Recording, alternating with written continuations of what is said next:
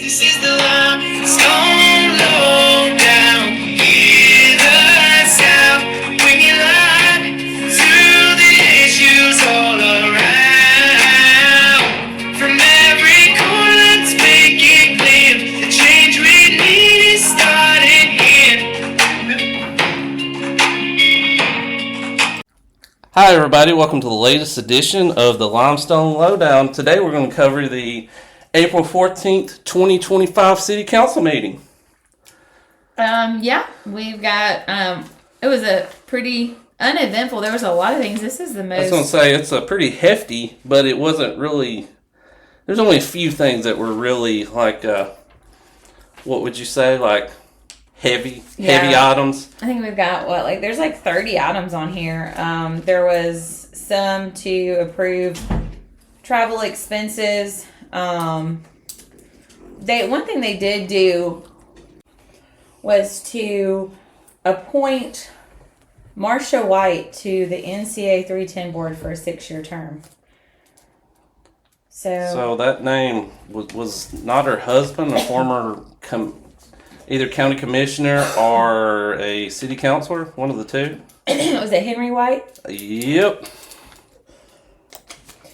So next is there's a resolution to approve a lounge retail liquor class 2 package, alcohol license for the Beaver Trap Liquor Smoke Incorporated. Now, is that not the one that got rejected earlier last year? Remember? Yeah. So it's and the guy reached out to Harold Wells, and Wells asked about it during the city council. And then it's like it went away, and now it's all approved all of a sudden. It's like, what changed, guys? Right, because this was on the consent calendar, so it was already decided on. It wasn't like they didn't have to go through and do a vote.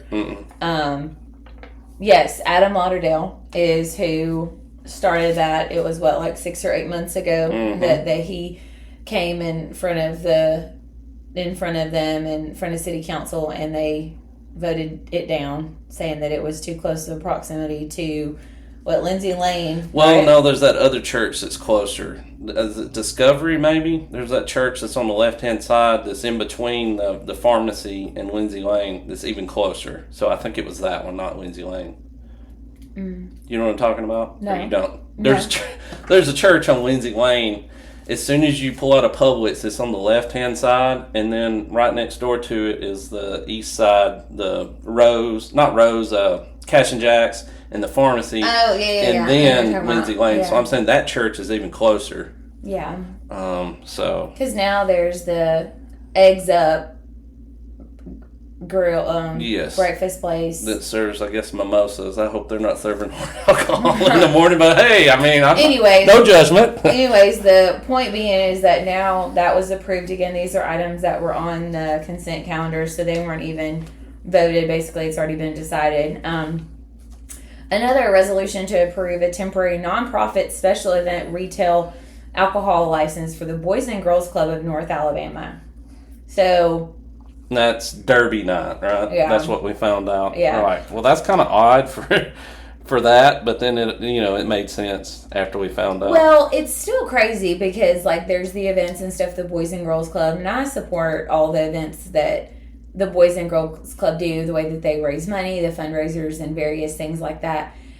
The problem that I have with this, and it's not even really about the alcohol and the liquor event, it's that you've got all of your city elected officials that are so involved in these events at the Boys and Girls Club that they're like, oh, let's just get a special permit to allow us to serve alcohol this one night. But then we have restaurants that are on the square that can't get approved to sell alcohol. And one of the owners has even said, it's a privilege to get to serve alcohol in the city. Not one of the owners said that, but our lovely mayor said that too. No, I'm saying that the owner told us this story. Yes, correct. That they've tried to go in front of city council and they keep rejecting it. So as long as you're in good with our city officials, you're going to get whatever permit what's that called? Oh, the good old boy system? Yeah. Right? Yet another example of it, guys. So then we've got resolution to declare certain vehicles and equipment as a surplus and dispose of them. Approve the purchase of a 2015 Ford flat crew cab, not to exceed 37,000 is coming out of the street department's existing capital fund. Purchasing a 27 Ford flat crew cab, 38,000 street department's existing capital fund. A 2018 Ford flat crew cab, 38,000 the street department existing capital fund. Let's see. This was the resolution to approve the purchase of the H&R AgriPower through the Sourcewell purchasing contract. It's for a lawnmower. Street department's existing capital fund, 10,000. Man, they spent a lot of money this time. Another 2,500 on some trailers for the street department. Payment to Williams Apparatus for additional repairs to. Oh, this was the fire department. Oh, yes. We need to talk about that in a second. Yeah, so resolution to approve payment to Williams Apparatus for additional repairs to the 95-foot platform ladder truck at a cost not to exceed $20,000 and shall be funded from the fire department's existing capital account. So funny on that one, I got up when it said 95, as in I thought it was a 95 model truck, and none of the city council nor the mayor corrected me on that. And after the fact, we found out that it's actually a 2003 model. But I did ask the mayor about the lifespan of the vehicle, and he said, what, 15 years or so? 20 years? Yeah. No, it was 15, 12 to 15, I think is what he said. It was, so this being a 2003 model, it's like, okay, it's already over its lifespan, and my understanding is they do something in them every day, so it's got to have a lot of miles on it. And I know we are, renting a fire truck right now. We do have two on order. We have two on order, but it's like at some point, when are you going to get ahead? You know what I mean? I understand having to fix this, and I have no problem with that. But it's almost like with all this growth, it's like we're just barely maintaining. This goes back with everything else. All this uncheckered growth that we don't even have enough fire trucks. Even with the two, it's going to replace one that's already out of service, and then the rented fire truck. So are we still going to keep the rented fire truck after that? Because we're still not going to be ahead. We're just maintaining. Yeah. So it's like at some point we need to get ahead of the game and not always play defense. Well, I talked to Chief Hand during City Council, and he said that the one that's there, we've got two on order. There's supposed to be one that's supposed to be done at the end of this year, and then one will be done the end of next year. So from what I understand, talking to some other people, is that the mayor doesn't understand what it takes to basically order a fire truck, that it takes years in advance. And so it's like 3 years, saying, I believe. So we get in arrears and we get behind. So now we're spending $20,000 to put a Band-Aid on a 20-something-year-old. So we don't have enough fire trucks, and we don't have enough firefighters for the fire trucks. So, I mean, eventually the chickens are going to come home to roost, and there's going to be a big problem.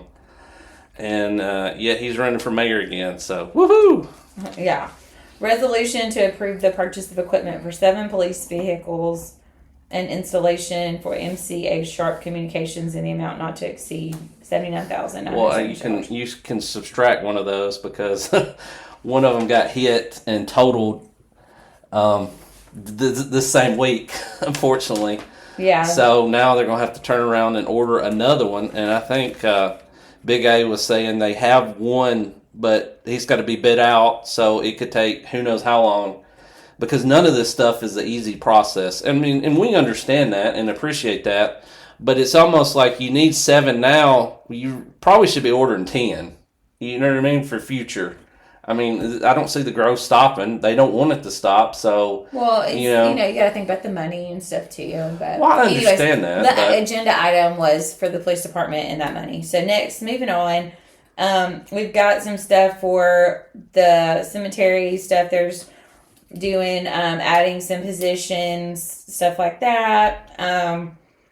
Resolution allowing the mayor to enter into maintenance and permanence agreements with Alabama Department of Transportation for traffic signal equipment upgrades, operations, and maintenance of US 31 at Elm Street intersection. That was something that you asked about.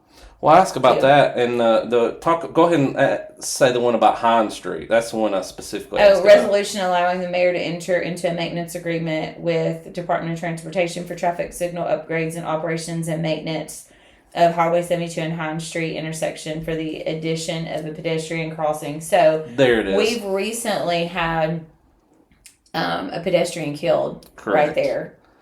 And then there was one in front of Walmart, which is just right down the street as well, which, it's like I'm all in favor of the crosswalk, but I asked the question knowing how bad congestion on 72 is, and again, with all these folks, and we got another 9,000 coming, it's not going to get any better anytime soon. No, 9,000 houses. So, yeah, I'm sorry, 9,000 houses, so potentially 20,000 people. But anyway, I asked the question of, would it not be better to consider a pedestrian bridge because you have people crossing at night, you have the issue of, so that's going to delay traffic even more, putting a crosswalk in, so you're going to back up traffic even more. I mean, and it's already bad. If you guys know 72, it's gridlock during the morning and during the evening, and I just see this creating even more problems. So I asked them to please consider. I know it's more expensive, but I feel like it would be much safer and it would help traffic a lot more to put in a pedestrian bridge instead of just a crosswalk. Of course, they said nothing and they just looked. Well, you did blank say stare. that they were like, think that was a good idea, but still, I mean, who knows what'll happen from that. So next, resolution concerning Ebenezer Utilities Construction, LLC, and a payment of $17,000 as a claim for damages to a water line and roadway. Yes, you asked Shane Black about that, and Yeah. he's like, it was something on Lindsay Lane that got damaged, and they're paying for the damage they caused, and then that went right into that's why you should always call before you dig. Remember, it's that 611 month. April is 611 month. What you're digging, you know what I mean. Don't just start digging. Call first, and they'll come out, and they'll happily come out and mark the different lines for you to make sure you don't hit something, because it's like, oopsie, I hit a water line. That's okay. We can fix that. But if you spark a natural gas line or something, it's like not a good. Everybody's having a bad day then. So next we got a resolution to approve payment to Alabama Guardrail to build a guardrail at the bridge at Elkton Road in an amount not to exceed $30,000 and shall be funded from the gas tax fund. Where was that guardrail bridge at Elkton? Where is Elkton? It's the one right beside Athens State University. Oh, okay. We go down that way to go to Witt's Barbecue. Okay. A resolution to approve payment to the Alabama Guardrails for repairs to damaged guardrail on South Madison Street in the amount not to exceed $6,500 and shall be funded from the gas tax fund. So that was it for our, I guess, not so big stuff. Some of the bigger ones that kind of make things that make you go, So there was an ordinance abandoning / vacating 2 utility easements on real property owned by East Side Strip LLC. So this was something that I got up and asked.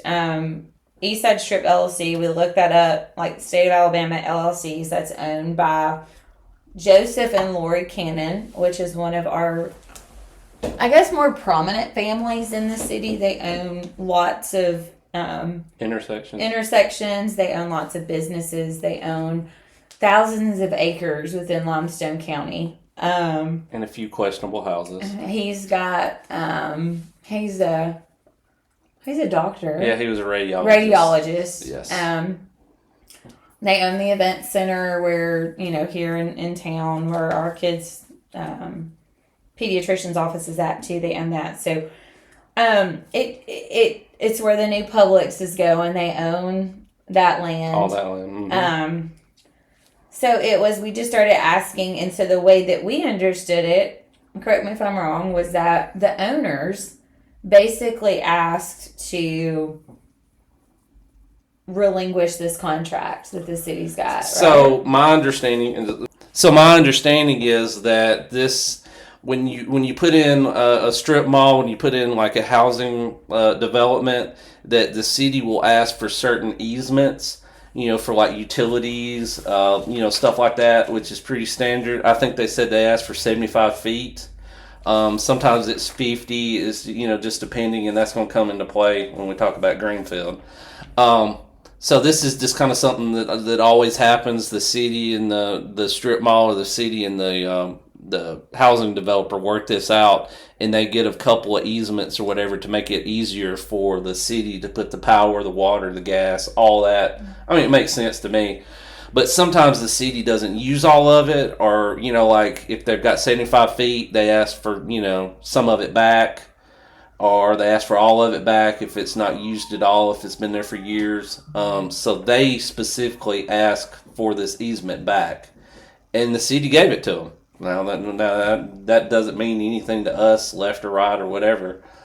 I think it just meant more like who owned it. And There that was we're that. in contract with them. Yes. That was the biggest takeaway, because again, all that, I'm still not versed enough on what any of that means. Well versed enough.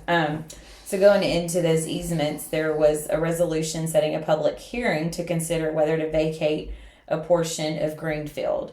And so there's going to be a public hearing, I think May 19th now for this. And this kind of caused a lot of questions, because I got up and I was like, where on Greenfield is this? Like, explain what's going on. And like we've told y'all before, they set this up in early meetings to get all of this stuff approved. And then they're like, oh, bam, now we're going to put this there. So they already had plans for it. And that's why, and So we want you to know, if you guys continue along this journey with us, this is the, the April 13th city council meeting, and that when we talk about it again, April 14th. Yeah. April 14th, and when we talk about it again in a few weeks, it's like, oh, there it is. Yeah. We know what's going on there now. Well, the funny thing, Amanda got up there and asked about it, and they just kind of told, oh, yeah, that's where the 75 feet comes in. I think they're easing it off to 50 or maybe 25. I don't know which one. And then, lo and behold, Harold Wells starts asking questions about it, too. And when he starts asking questions about it, the city engineer Michael Griffin, gets back up there, and he almost spills the beans on what's going on, because they already have something going in there. Yeah, he basically said, well, Mayor, I don't want to give it away on what's going there. Mm-hmm. So they're already in cahoots with Somebody. a business on doing this and planning this, making plans for it. And this went into the whole thing, like, there's Greenfield, and they reference like Strain Road, and how there's like East and West Strain Road. Yes, apparently it's on both sides of 72. Yeah. So. In which the one on it would be the east side, is already developed. So this must be the one on the west side, because the east side has the Jacks, I think the nursing home is back in there, and everything else like that. So it's all built up. So I'm guessing this has got to be on the other side of the road. And that's what they were saying. They would have to like name it, differentiate the east and west. Yeah. But now let's talk about the big kahuna. Let's talk about the power. Yeah. Power. I mean, like I said, these are things that, like, honestly, you look at it, there was a few questionable things on it. You start looking up some like business owners. You're like, oh, let's just ask about it. And by asking questions, it like turns into this like big, huge debacle, just like Greenfield. Like, I think that was something that I even asked during public comments. I wasn't expecting it to Michael Griffin even got up there. And it was like 5 minutes that Harold Wells asked him about stuff. Yeah, Holly had to like plug the computer back in, show it exactly like, but the thing is all this stuff is already in the works. And council people who essentially make these decisions have no clue about it until like the day of. Like, this was literally just saying a vote to get a public hearing. I'm just gonna say that if I was on the council, like, I would not go along with that. Like, what do you mean something's already coming here? Well, we hadn't even approved that this is allowable, and you've already got something coming in. Yeah. That's gonna be a no for me, dog. Yeah. Like, I need foreknowledge. I want to know what's coming in, why it wants to do this, and why you're wanting to change all this stuff. Like, we have this stuff for a reason. I just feel like the transparency with like within the city, like, what's the agenda here? Like, why is everything, like, why did Why is Michael everything hush hush? Yeah, Why is everything hush hush? Yeah, why did Michael Griffin have to be like, well, I don't want to tell Mayor, like, what's coming, Anyways, so then we get into these last two things. So we've got resolution to approve a retail rate adjustment for the City of Athens Electric Department to become effective for bills rendered from meter readings taken on or after October 1st, 2025, pending the TVA approval. So, our takeaways: TVA is not asking for this. Mm-mm. This is straight up the Athens Utilities asking for this, and basically it's saying that we want a guarantee for the power usage. Basically, like you're gonna have like a standard charge for the power hours. You know what I mean? Right. That way they say they can better predict and they can better sell power or whatever. And they're like, we lowered something else to make this where that is that, and we're all looking at each other like, what? Like, are you a lawyer now? You're getting up there and just like saying all this stuff, And like he left pulled is up- right and right is left, and pulled it up and showed it. And it was like there's basically like only a $2 increase, and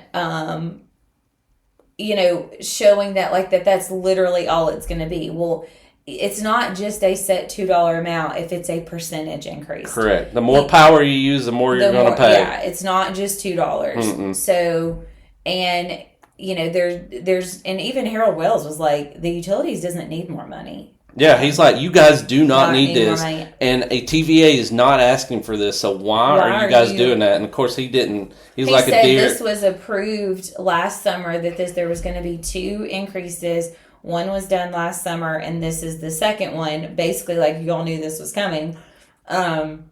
And, on the local Facebook pages, people were like, why is my bill getting so high? Like, over the last several months, like, I don't feel like I'm using any extra, but my bill keeps going up and up and up. Oh, because it's that guaranteed.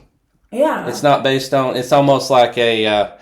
What do you call it? Where you're not. It's not necessarily what you're using. It's based on what like a projection. Yeah. They're not going by usage. They're going by projection. And then they were saying that, like, our surrounding areas, like, that it's like a 30% responsibility on the users, like in other counties, but ours is only like at 18%. And I just don't see that. I mean, I used to live in Madison County, and I just don't remember paying like some exorbitant amounts of power. Absolutely not. And let us remind you guys that this doesn't just affect the city of Athens. That's exactly where I was going into because that. The city of Athens provides power to the whole county. So that's welcome, guys. That's on the next one that we'll talk about in just a second. But just to harp on this one a little bit, Harold Wells is the only one who was adamant, like, I'm not voting for this. And he got it stopped. He did, because people it at least like the next to the next meeting. So it'll get voted on again. There's not going to be a rate improvement. It can't go to TVA because it has to be a unanimous vote.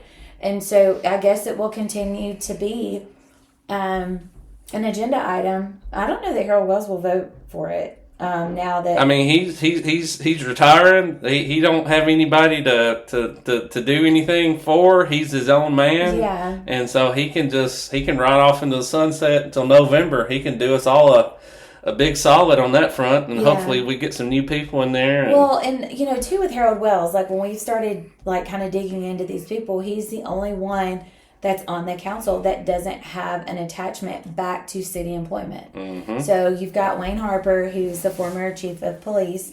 You've got Dana Henry, who owns a travel agency. She owns a business on the square. Her family's been here for like 80 years or something with this, with that business.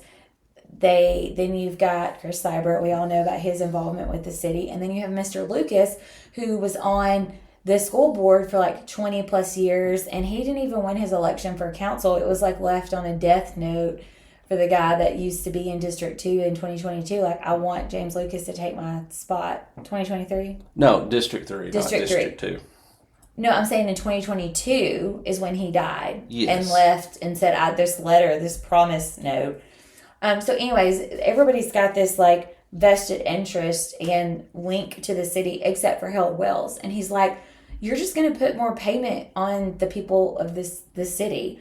And it's not needed. And basically, insinuating that you guys have plenty of money. I don't know why you're wanting to do this. Well, and because the utilities doesn't operate on its own, so they can't say that they need more money or that they're losing money. It comes out of the general fund for the city, and the mayor has said so many times, we are so conservative with our budget, blah, blah, blah, blah, blah.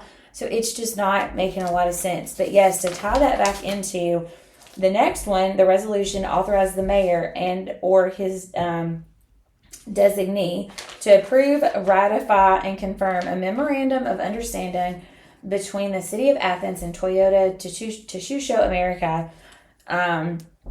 And that was one of the questions I asked, like, why are we entering into, it's for these solar panels out, was it the Mazda Toyota? Yes, close to Mazda And so Toyota. that's not in Athens City. It is in Limestone County, but I'm like, why is the mayor, the City of Athens, entering into a memorandum of understanding for these solar panels? Well, like Jared had just mentioned, this rate increase does not just affect the City of Athens, because all of Limestone County is on Athens utilities. So the mayor and our city council is making decisions. Again, that's just how it is. What I'm saying is these decisions don't just affect the people in the City of Athens. And the way that they keep these meetings so hush-hush, the way that they're at 4 o'clock in the afternoon, and these 5 people, thanks to Harold Wells, was about to see a rate increase. Well, they just told on themselves, I think. So here's my speculation on the matter: that it's not about us little peons. Mm-hmm. It's about Mazda, Toyota, Polaris, all that is getting their power from Athens Utilities. Right. So it's really about them. Mm-hmm. But we're going to have to pay more too. Well, yeah. But they don't think we'll notice. Yeah. That's basically what I believe what this is all about. It's not about the people per se. It's about the businesses, but the people get caught up in it. Well, yeah. So because everything's about everything's about what all big and flashy, and how can we get these businesses to enter into these memorandums of understanding? How can we bring businesses here? But at the end of the day, it is we, the common folk, are who's going to be the ones to suffer. The ones that are going to be the ones that pay the price for it. And that's one of the things that we stand on, is like, we need to let our infrastructure catch up. We need to take care of our citizens here. We, like you have said so many times, we need our people to reap the benefits of all of these businesses and all of this growth that have come to Athens. Let's let everything catch up. Not saying that we can't grow more, not saying that we can't have more things come here, but the people that within itself have not reaped the benefits of it. Now, our business owners have, right? Mm-hmm. So, anyways, it was just kind of interesting. We had a ton of things on the agenda, not a lot of like deep down stuff, but when you start looking, you're like, man, and at the end of the day, we got to commend Harold Wells. Thanks for standing up. And at the end, when it was over, he came outside. I said, watch your power bill. Watch your power bill. I'm really beginning to, he's becoming my favorite city councilman. So, well, he's the only one that ever questions anything. Yeah. And none of the rest of them are yes, yes, yes, yes, and don't ask questions. I appreciate that. Yeah. Even if I thought he was voting on something totally wrong, I would appreciate that he's just at least questioning something. Even the stuff on Greenfield, like I got up just to understand what that agenda item. And when I started questioning, he brought up even more questions that I didn't even think about. Exactly. So, I appreciate that from him. And so, yeah, we at least stopped something. We'll see how it goes at the next one. But, we're tying some more things into some more Limestone County things. We've got some things that we're going to do on some upcoming episodes. Discussing some of this stuff. We're going to actually expand to the limestone part of the lowdown. Yeah. And we're move past the city council, because we're about to be caught up with all that. Yeah. As you're listening now, like, this is pretty close to where we're at in real life now. Yeah. So, and we've been so heavily invested in stuff with the city, and we've really had to do a lot of deep dive and understanding and research and talking to people to be able to do this. But our ultimate goal was to bring light to the entire Limestone County, and then that we saw that everyone was intertwined. That, like, when you start dealing with stuff with the city, you're like, oh man, that's linked to that county commissioner, or they did this purchase, or they made this drug deal with whoever. And so we're now finally here where we can start kind of expanding on the entire Limestone County, and we hope to have some guests on for you guys. So yeah, we appreciate you listening in. So until next time, guys. That's a wrap for this episode of the Limestone Lowdown, where we break down the issues, keep you informed, and give you facts straight from the source. Remember, your voice matters, your vote counts, and your community thrives when we stay engaged. Stay tuned, stay informed, and stay involved. Until next time, keep questioning, keep advocating, and keep shaping the future of the Limestone area. We'll see you on the next Limestone Lowdown.